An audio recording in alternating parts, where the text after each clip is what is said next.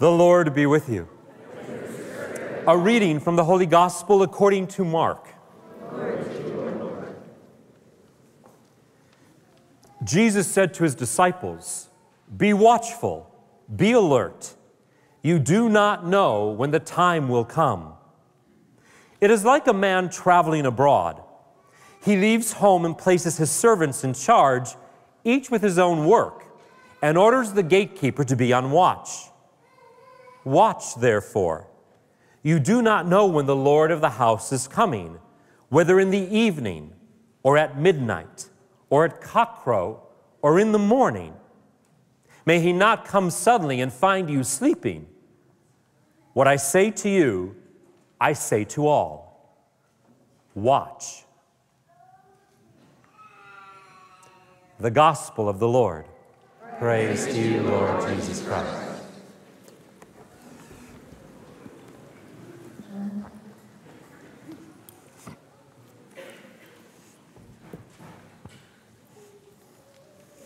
Well, Happy New Year. That's what it is for us, the start of a whole new church year with this beautiful, gentle season of Advent. The season that calls us to once again try and prepare our hearts and our minds and our lives for the coming of Christ. Not just at Christmas, but the fact that he can come into our lives at any moment. At any moment. There's an old joke, really old joke. You've probably heard it with lots of variations. But my favorite one is the nun who was walking across St. Peter's Square at the Vatican and looked down the street and saw Jesus walking up. And taken aback and struck with panic, she ran to the Swiss guard and said, "Look, it's Jesus. What are we supposed to do now that he's here?" And the Swiss guard looked and said, "I don't know." So they ran and found a bishop, and they asked the bishop. He didn't know. They ran and found an archbishop who didn't know. They ran and found a cardinal. None of them knew what to do now that Jesus was coming. So the whole group of them ran into the Holy Father's apartment and said, "Holy Father, look, Jesus is coming. What are we to do?" And the Holy Father looked out his window, sat down at his desk, opened his laptop, and started typing.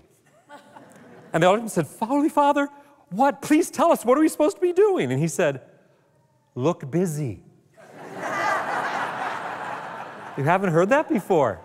It must be like a priest circle joke or something. I don't know. But it's not that far off from what Jesus is saying in the gospel today.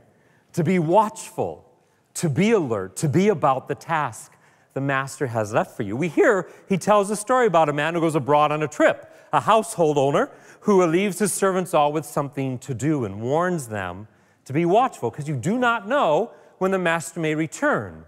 He may return in the evening, or at midnight, or at cockcrow, or at dawn. Interesting. Those 4 times of day that Jesus mentions in the gospel are times of day when usually people are not working. Usually times when they are not working. Evening, midnight, cockcrow, and dawn.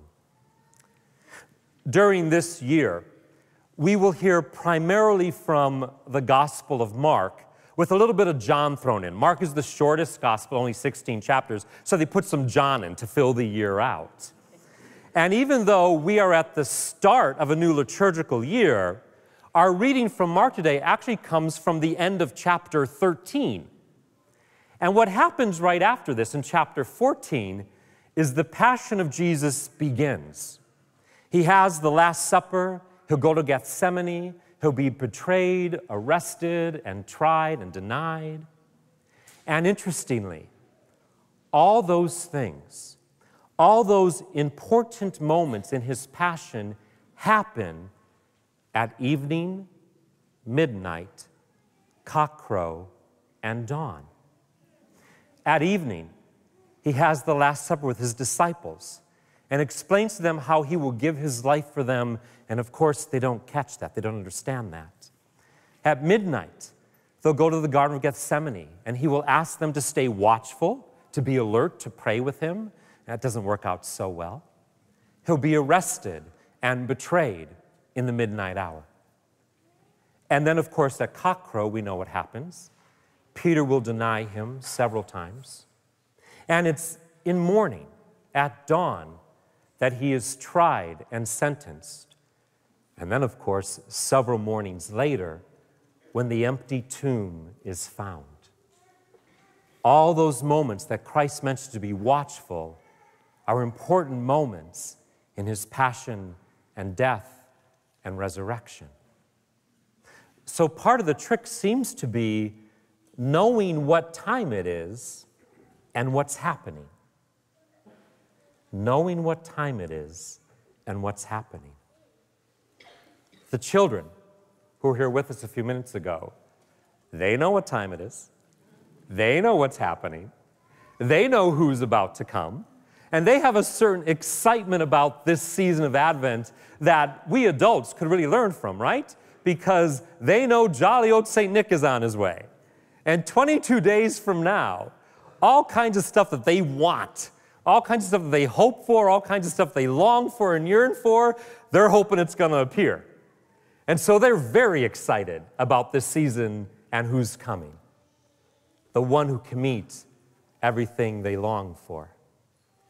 And I think as adults we can learn from that. I mean, when was the last time that you were genuinely excited by the season of Advent? Oh, not for the carols of the season or the decorations, not for the gifts and not for the parties and not for the whole spirit of everything, but excited in this season the way that, say, ancient Israel was, in the actual longing for and anticipation of the coming of the Messiah. When was the last time you were excited that Jesus just might come into your life in a new way? Probably not often. And that might be because, unlike the children, we're not sure what we long for. We're not in touch with the deepest desires and yearnings of our heart and of our soul. And that may be the only point of reflection that we need in this season of Advent to prepare for Christmas. To embrace the quiet and the stillness of this season, to come in touch with what maybe we don't know about ourselves, what we long for, what we yearn for, what we desire. I spent the last 4 days on my annual retreat.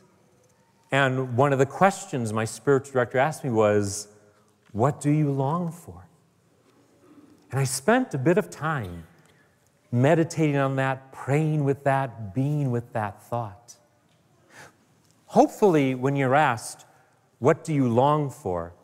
The first place your mind doesn't go is a Christmas toy list. Oh, I'd like a new car. It'd be great to have a new job. Maybe that's the case, okay. But let's go deeper. What do those things mean to you? What does your soul look for? Maybe you long for a deeper sense of your own self-worth. Maybe you long for greater respect.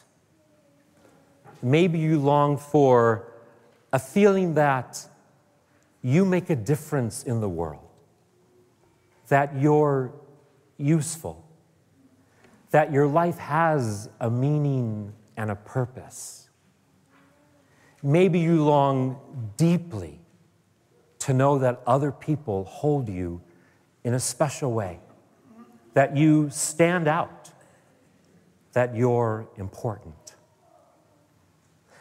Maybe you long to be free of that hunger that insists that you be everywhere and connected to everyone, to not miss out on anything, and the unrelenting need to be busy all the time as the world yells out to you from a million electronic screens that always keeps you planning every moment, tomorrow, what I'm going to do, what I'm going to accomplish, how can I squeeze this in, how can I make this make this work so that hopefully people understand that you're important and you're busy and you're productive, and yet that just leaves you exhausted with a feeling that your life is shallow and running in circles and not getting anywhere, void of any real purpose or real meaning.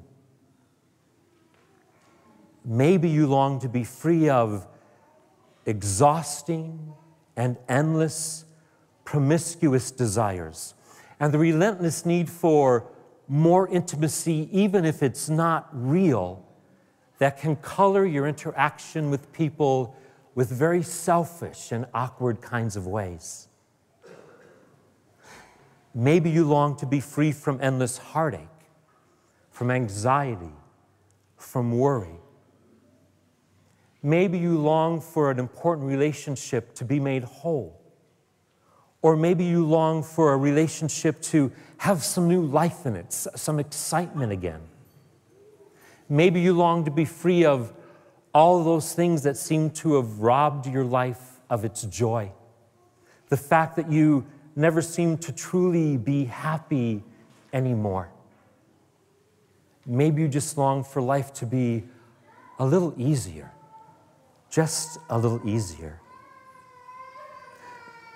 Maybe you want to be free of that unnamed, unacknowledged, yet constantly felt anger that sits somewhere within you because who knows why?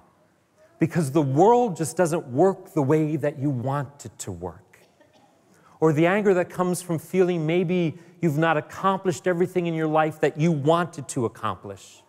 Or feeling as though you have failed because you haven't done everything that you had hoped to do, and you're just discontent. You're just angry and you want to put that aside.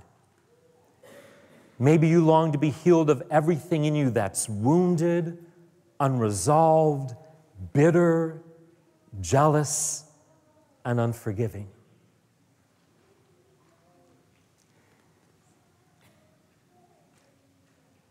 Maybe you long to know that you are loved and that you are lovable, that you're not odd, you're not an outsider, that you have a place and that you belong. Maybe you want to know God not as some royal foreign dignitary, but as a trusted friend who is kind and who cares very much about you. Maybe you long for the wholeness and completeness that only He can give to your life and to your heart.